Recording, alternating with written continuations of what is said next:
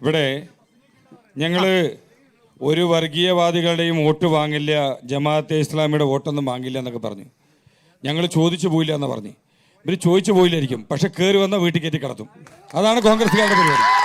ഇവരങ്ങോട്ട് ജമാഅത്തിക്കാരുടെ ചോദിച്ചു പോയില്ല, പക്ഷേ ജമാഅത്തിക്കാർ ഇങ്ങോട്ട് വന്നാൽ ഇവർ കയറ്റി കിടത്തും.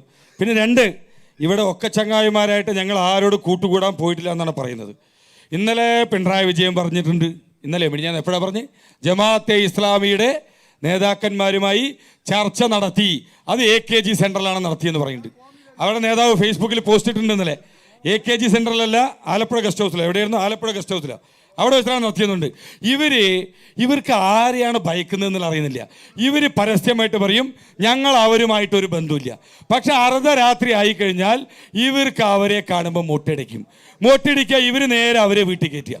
ഇത് തന്നെയാണ് ജമാഅത്തെ ഇസ്ലാമിയും CPM-ഉം കോൺഗ്രസും ഒക്കെ ആയിട്ടുള്ള ബന്ധം. പിന്നെ രണ്ട്, നേരത്തെ ഇവിടെ പറയണ്ടേ, കോൺഗ്രസിൻ്റെ പ്രതിനിധി ഇവിടെ ഈ AFI-ക്കാരും AYF-കാരും കമ്മ്യൂണിസ്റ്റുകാരും ഒക്കെ മുണ്ട് മടക്കി കുത്തണ്ട, അവിടെ കാവിക്കളസം കാണും, ഇവർ തമ്മിൽ ഒന്നാണെന്നൊക്കെ പറയണ്ടേ.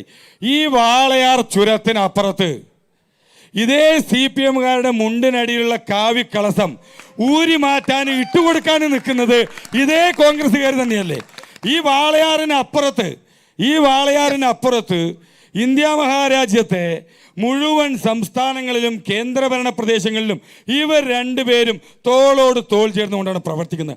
എന്നിട്ട് ഇവിടെ വന്ന് പറയുന്നുണ്ട് മാർക്സിസ്റ്റുകാരുടെ മുണ്ടിനടിയിൽ കാണുന്നത് കാവിക്കളസമാണെന്ന്. അവർ കാവിക്കളസം ഇട്ടാലും ശരി, എന്തിട്ടാലും ശരി, ഈ വാളയാർ ചുരത്തിനപ്പുറത്ത് ഈ കളസം ഊരാനും ഇട്ടുകൊടുക്കാനും നിൽക്കുന്നത് ഇതേ കോൺഗ്രസ്സുകാർ തന്നെയാണ്.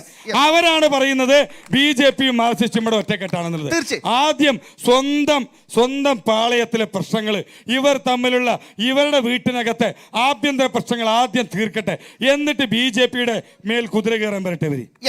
ഒരു നിമിഷം, എനിക്ക് 3 പേരുടെ അഭ്യർത്ഥനയുണ്ട്. 1-2 ചോദ്യങ്ങൾ ഒന്ന് അടുപ്പിച്ച് വരണം. ദയവായി ഒന്ന് നോട്ട് ചെയ്ത് വെക്കണം. പറയൂ.